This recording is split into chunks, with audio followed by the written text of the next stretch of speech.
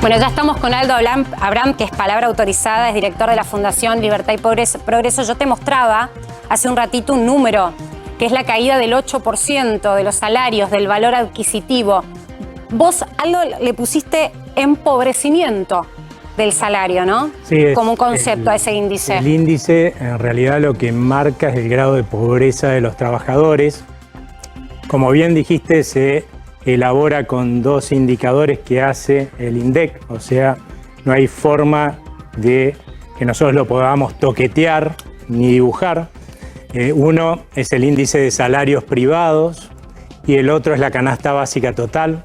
Cuando tiende a bajar, lamentablemente lo que indica es que nuestros trabajadores, los que tienen la suerte, como bien dijiste, de tener trabajo, ¿sí? Un trabajo formal en el sector privado, se están empobreciendo, están más cerca de ser pobres y que lamentablemente muchos de los que estaban el mes pasado al borde de esa línea de la pobreza ya están por debajo. Claro, porque lo que termina pasando con la inflación, esto me parece súper importante, lo leí también en tu informe y quiero decir, es de los economistas que cuando manotearon el INDEC, él siguió con sus estadísticas y nos permite a todos los demás que seguimos la economía entender qué fue lo que pasó en ese corte abrupto de la estadística oficial.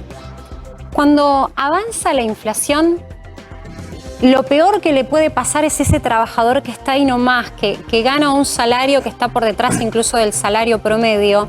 Lo peor que le puede pasar es encontrarse con el dilema de que está casi en rigor absoluto de no poder adquirir esa canasta básica de alimentos. En Argentina, la canasta básica es lo que determina si una familia tipo es o no pobre. Hoy, bueno, ya avanzaron los datos, ¿no? Pero estaremos en 55.000 pesos aproximadamente, un poco más. Vamos a ver, mañana es el INDEC que da a conocer ese dato. Pero esto es clave. Con la evolución que vos venís estudiando de los salarios a lo largo de los años, ¿recordás otro momento en donde hay un gran porcentaje de trabajadores que están ahí nomás, más allá de tener un empleo formal y en blanco, de caer por detrás de la línea de pobreza? Lamentablemente la Argentina ha vivido hiperinflaciones, ¿no? Y eso ha hecho que lamentablemente los trabajadores estuvieran en niveles de pobreza muy fuertes. Y también hemos vivido la crisis del 2002, también una crisis muy dura. Lo malo es que pareciera que nuestro índice va rumbo a esos mismos niveles de empobrecimiento. Y cuando uno se pone a pensar por qué ha pasado esto en los últimos meses, cuando hemos tenido una recuperación de la economía fuerte, sí, esa es la realidad, lo que queda clarísimo es que ha sucedido por la inflación y no nos debería llamar la atención porque en definitiva, ¿qué es la inflación? El Banco Central tiene que financiar al gobierno, emite muchísimos más pesos de lo que nosotros queremos. Eso hace que nuestro peso, como cualquier cosa que se produzca más de lo que la gente quiere, baje su valor, pierda poder adquisitivo. Conclusión, el Banco Central, que en realidad lo que acaba de producir es un papelito de color que no vale nada, ¿cómo hace para transferirle poder adquisitivo al gobierno para que gaste más? Pues facilísimo, nos lo quita con el impuesto inflacionario a todos los argentinos y le transfiere esa capacidad de gasto al gobierno, que es el que puede gastar más. El gran problema de este impuesto inflacionario es que afecta a los que menos tienen, justamente, a los que están más cerca de esa línea de pobreza, porque la gente de menores ingresos, casi todo lo que tienen lo tienen en pesos. Claro. No, los que tenemos más recursos, más posibilidades de defendernos, somos los que más zafamos, podemos decirlo así, de ese empobrecimiento, aunque nos empobrecemos todos, pero somos los que más zafamos. En cambio, la gente de menores ingresos es la gran pagadora del impuesto inflacionario y por eso es la que tiende a caer rápidamente por debajo de la pobreza. Aldo, en uno de tus informes yo leía que vos hacías alguna consideración sobre quiénes son los formadores de precios y explicabas esto que estabas diciendo. Ayer estuvo Augusto Costa en este mismo sillón y nos mencionaba la necesidad que tiene la lectura, o por supuesto que tiene el gobierno, de la necesidad de controlar a lo que consideran que son los formadores de precios. Dicho de otra forma, las grandes empresas, los grandes productores de bienes y servicios. La paradoja que tenemos es que el gobierno se supone que los viene controlando desde marzo del año pasado.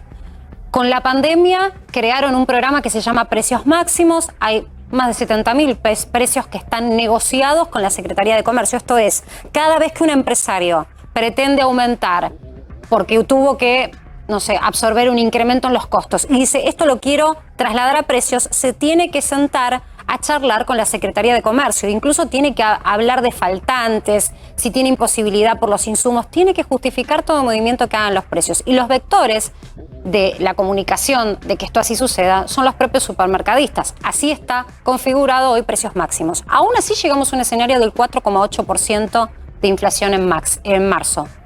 ¿Qué fue lo que falló? Yo creo que lo que está fallando es la explicación conceptual, ¿no? Porque fíjate que en su momento le echaron la culpa a los productores primarios de lo que subían los alimentos. Vos sabés que la participación en el precio de lo que vos comprás de cualquier alimento, de lo que cobra el productor agropecuario, es mucho menor que la de los impuestos y tasas que tiene adentro. O sea, el Estado es más formador de precios, entonces, que los productores agropecuarios. Pero parece que ellos tienen la culpa y no el Estado, que a cada rato te aumenta los impuestos. Claramente por ahí no está la respuesta, porque imagínate que eso llevaría a decir que debería ser que estos funcionarios del gobierno digan algo que jamás te van a decir. Que parece ser que Menem fue mucho mejor para domesticar a estos poderes concentrados que ellos, porque en el periodo de la convertibilidad la inflación era del 3%. Inflación que hoy no tenemos ni siquiera por mes, ¿no? Lo cual es claramente otro absurdo. No les pido que digan eso porque también es un absurdo, ¿no? Entonces, acá lo que hay que entender es que mientras el Estado esté pretendiendo gastar más de lo que puede, aún exprimiéndonos como nos exprime con impuestos, se va a tener que financiar con el Banco Central. Y porque el Banco Central no produce riqueza, como expliqué hace un rato, claro, todo lo que le transfiera de poder de gasto nos lo va a sacar a los ciudadanos y lo va a hacer empobreciéndonos a todos. De hecho, eso es que no funciona. Hay un informe que vos tenés que está bueno, que vos ponés en dólares los precios de Argentina y los comparás en dólares a tipo de cambio oficial, por supuesto, con los de Chile y de Uruguay. Y llegás a una conclusión en tu informe sobre eso. Sí, que acá son más baratos. Pero además... Acá, esto es importante. Aldo hizo un informe. Insisto, el informe le da, comparado con Chile y comparado con Uruguay, países vecinos, o sea, nada de irnos muy lejos, que los precios en Argentina en góndola son más baratos. Ahora, ¿qué es lo que está desfasado ahí? Que también lo apreciás vos en tu informe. Lo que está desfasado es claramente el ingreso de todos los argentinos. A ver, una conocida diputada dijo que teníamos la maldición de exportar alimentos. Eso es tan tonto como decir que un productor de lechuga tiene la maldición, si le gusta comer ensalada, de producir lechuga. Si yo a cualquiera de las personas que nos están viendo le preguntara quién va a comer la ensalada más barata, si el productor de lechuga o yo, que tengo que ir a un supermercado o tengo que ir a comprarla a la verdulería, cualquiera de los que nos está escuchando me va a decir, no, el productor de lechuga. Bueno, deberíamos informarle eso a esta diputada, porque claramente un país que exporta alimento a sus habitantes le cobra el precio de los alimentos que le cobraría a los de afuera puesto en las fronteras. Pero resulta que para que llegue a las góndolas de todos estos señores hay que llevarlo a esos países, con lo cual claramente los que importan nuestros productos, ¿sí?, están pagando esos productos en sus góndolas mucho más caro que nosotros. Ahora, la gran pregunta es por qué ellos, que lo pagan más caro que nosotros, pueden comprarlo y no tienen problema, y nosotros, que lo compramos más barato, resulta que nos cuesta comprarlo. Sí. Y eso lamentablemente tiene que ver con el empobrecimiento de los argentinos y tiene que ver con... ¿Vos tomás el salario promedio? El salario privado. Yo me lo anoté. El salario promedio, sí, ahí Aldo lo puso a tipo de cambio oficial, en Argentina está en $460.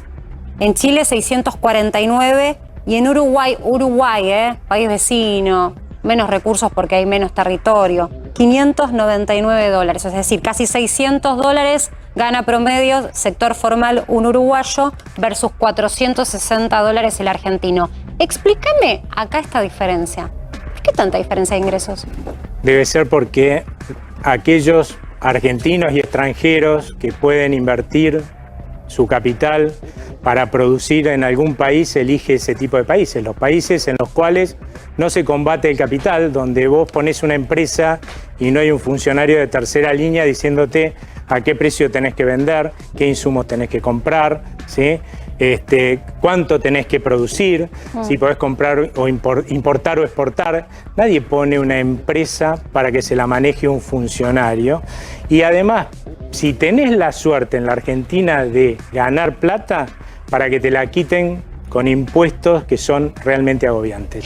La Argentina está en el puesto número 21 entre 190 países del mundo, entre los que más exprimen con impuestos a sus empresarios. Gracias.